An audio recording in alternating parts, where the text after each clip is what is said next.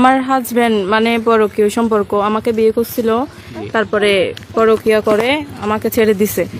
অনলাইনের মাধ্যমে ডিভোর্স দিছে। এখনো আমার মানে বাচ্চা আছে, বাচ্চা যখন কমসিভ অবস্থা ছিল তখন থেকে আমাকে ছেড়ে দিছে। মানে বাপের বাড়ি পাঠিয়ে দিছিল, মারধর করে বাপের বাড়িতে পাঠিয়ে দিছিল।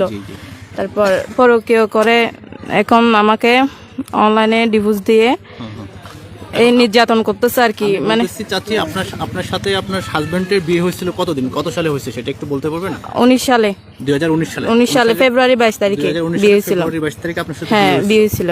বিয়ে হওয়ার কতদিন পরে আপনি জানতে পারছেন যে আপনার স্বামী পরকীয়া জড়াইছে? এটা কতদিন পরে বুঝতে পারছেন? পরকীয়া বলতে আমার হাজবেন্ড এখন বিয়ে করে ফেলছে, অলরেডি বিয়ে করে ফেলছে। বিয়ে করে ফেলছে, পরকীয়া জানতে পারছে, এখন জানতে পারছি যখন আমাকে অনলাইনে ডিভোর্স দিয়ে ফেলছে, ওর বাড়িতে বউ এনে ফেলছে, তখন জানতে পারছি। আমার ছোট বাচ্চাকে রেখে ও বিয়ে করে ফেলছে। আপনার স্বামী তো এখন বিয়ে করে ফেলছে অলরেডি। আপনাকে ডিভোর্সটা কিভাবে দিয়েছে? উনি কি আপনাকে মানে অনলাইনের মাধ্যমে দিছে? অনলাইনের মাধ্যমে ডিভোর্স দিছে আমাকে। আপনাকে অনলাইনের মাধ্যমে ডিভোর্স দিলে আপনি কি সেটাকে অ্যাকসেপ্ট করছেন, কিংবা এই ব্যাপারে আপনার কোনো?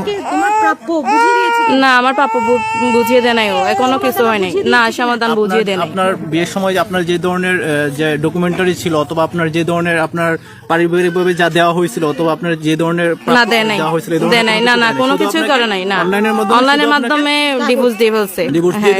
আর কিছু হয় নাই। না, আপনি আপনার প্রাপ্য কোনো অংশ বুঝতে না বুঝে পাই নাই, কোনো অংশ বুঝে পাই নাই। মানে আমি অত্যাচারিত হয়েছি ওর মাধ্যমে। হ্যাঁ, এখনো নির্যাতিত এবং অত্যাচারিত।